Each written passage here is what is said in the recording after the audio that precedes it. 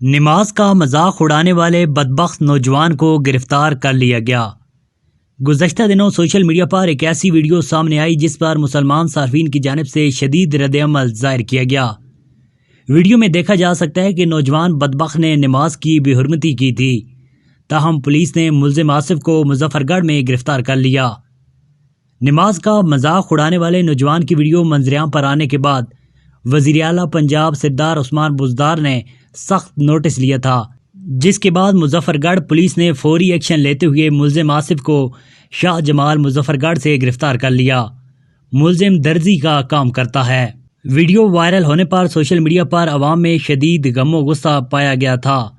اب عوام کا مطالبہ ہے کہ نماز کی بے ادبی کرنے والے ملزم کو سخت سے سخت سزا دی جائے۔ نوجوان نے نماز کے انداز میں ڈانس کر کے ویڈیو سوشل میڈیا پر وائرل کی تھی، جس کے بعد عوام نے شدید غم و غصے کے ساتھ نوجوان کی فوری گرفتاری اور سخت سزا کا مطالبہ کیا تھا۔